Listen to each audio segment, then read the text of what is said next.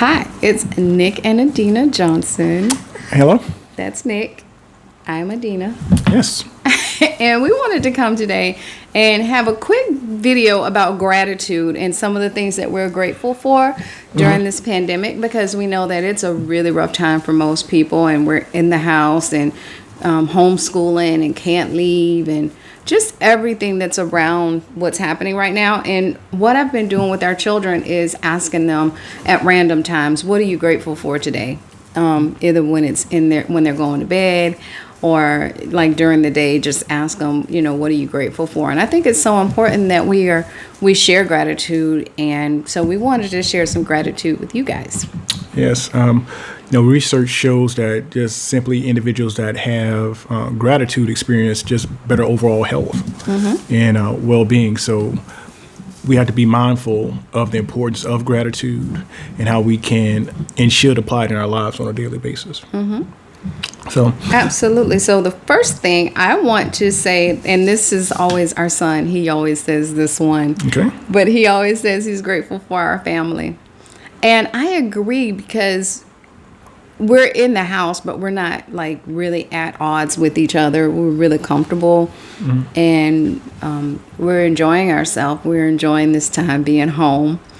Even though somebody made me do some honey-do lists, I had to do some things like go through some boxes, and I'm going to talk about one thing I was grateful for when I went through some of the boxes in the garage, even though you would like for us to clean out the entire garage. That needs to happen. Rescue me. That needs to happen. So that's one thing I'm grateful for, is our family and, the fact that we're comfortable in our home.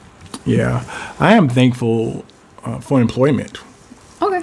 I mean, there are a lot That's of... such a guy answer. Who would have thunk it? You would think I was a guy. You're a But guy. I mean, I am. I mean, part of the thing is the importance of being able to provide. Yeah. And my employer, does assist in that. There are a lot of individuals right now who are not working. Yeah. So I'm grateful of that. Even though there are times when it gets hectic, we're just extremely important. And thankful that we have it, because, I have a job where I have the ability to, work from home. And, I mean, for the most part, aside from, just having a homeschool and things like that when it comes to the kids and not being able to go anywhere, as far as when it comes to work, there hasn't been a whole lot of change there for me. Right. And I'm very grateful for that. Mentioning homeschool, I am actually grateful for homeschool. Because I feel like I get an opportunity to be more involved with what the kids are doing in school. And in fact, our son, he's in 4th grade. They were doing the reproduction. They were doing a science lesson on reproduction. And so I was able to be a part of that. And that was helpful, because I'm constantly asking the teachers, because I'm home during the day, and I'm home during the day because of our kids.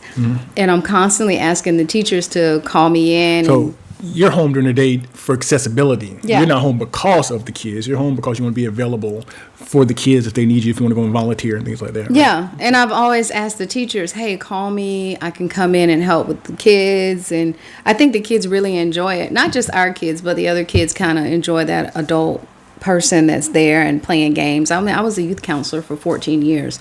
So I really have some of the games and some of the things that motivate the kids to do some things that the teacher can't necessarily do because they're there every day. It's almost like a parent. When a parent has their kids all the time, other people can motivate them to get them to do some things. And so I'm always asking the teachers, hey, and last year our daughter had a teacher that would, every week she would give me a half a day, at least, to come in on Thursday or Friday, and she would tell me ahead of time so I can plan my schedule. So I'm really thankful for the opportunity to homeschool the kids. And it gets a little frustrating, but I enjoy it. I'm enjoying it. Okay. I am grateful for you.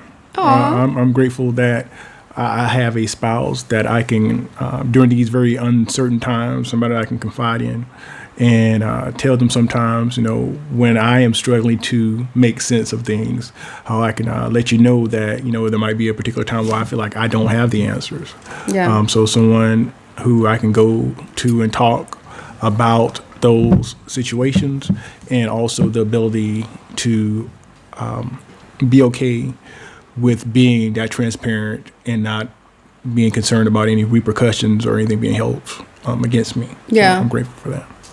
So I am grateful, since you made me go through this huge box yesterday. I found before we started dating, I wrote down on college rule, very thin. It was thinner than this college rule paper. Every line, like 6 pages of what I wanted God to send me in a spouse. And I was able to go through that. And I thought I brought it up. Did I bring it up? I had it in my book. But I went through again talking about some of the things that I wanted God to send me in a spouse. And God met every one of them, except one thing. I asked for the guy to be educated. And at the time we met, you only had 3 credits in college. 3 hard ones. So I was like comfortable. I was okay with that, even because I saw that you were intelligent. You just were not educated. So I felt like I did not want to throw everything away because you weren't educated at the time, like formally educated. And then after we got married, you decided to come to me and say, hey, I'm going to college. And I'm like, I was like, tell me how that works out for you. So, but you did an amazing job, and you went to college and you got your bachelor's degree in 2 years and 8 months with like a 3.82. No, 3.47. Well, let's just say it took me 5 years to get my degree. So you got your degree in 2 years and 8 months with a full-time job. You were a deacon at our church, and you had a lot of responsibilities, and you were married. Now, so I'm sorry, but I did go back and I got my graduate degree. My graduate degree was a 3.8. Oh, okay, good. I knew one of them was a 3.8. But then you went back for your master's and received that in information technology in like a year and a half. And I think it took me about a year and a half to do mine. But you're talking 7 years when yours took for everything about 5. And you were working full time. So I went through the list, and then I wanted to have the list here. That's why I tried to bring it up, but I think I forgot it. But when I was reviewing the list, I realized how shallow I am.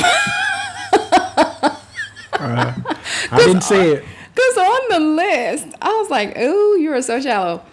On the list, it starts out with the first thing I put on the list. He has to be sexy. I went sexy, hot, and then I wrote can provide. Yeah, can provide. So it was very shallow. I wish I had the list here. Maybe I'll do it again and just go through the list and say some of the things. But I wrote the list, and maybe I'll do a video just on the list that I wrote. And I wrote the list, and after I wrote it, I went, God, are you going to send Jesus back for me? Because this person that I'm writing about is like a real... I'm far from Jesus. Yeah, he's a real guy. But then I had to, the Holy Spirit spoke to me, and I wrote about it in my book and said, well, if you want that type of man, you have to be that type of woman. So, and maybe I'll just do a whole video on the list that I wrote. And I didn't meet you for another, I think, 11 months after I wrote the list. Oh, okay. There were some things I had to get in order. So I wrote the list in like 96, and we met in 97. Am I wrong? I'm always wrong with the dates. Yeah, you're wrong. With the dates. I'm always wrong with the dates. We met in 96. We met in 96. So I wrote the list. So it might have been December 96. Okay, so yeah, it was 11 months. So I wrote it early 96. And then we met like at the very end of 96. Well, I'm happy you wrote a list, because I wasn't, I didn't have that much forethought into. Well, you were young. You were 21, and you didn't know that God was sending you somebody. At the time, I was ready for God to send me somebody. Yeah, I'm thankful somebody was, because I'm just thankful that, when it's all said and done, we ended up with each other. So I am grateful for that. Okay. I don't think that'll be my last grateful. My grateful is just, I'm thankful, even though this has been challenging times, that at least our direct family has not been greatly impacted through the virus. So I'm very grateful that I know of friends, and I see on the news individuals who have gotten sick or even worse, passed from complications from it. And I'm thankful that all things considered, this is an inconvenience, but I'm grateful that at this particular point, all we've had to deal with was being stuck at home. So I'm grateful that we got a home to be stuck in.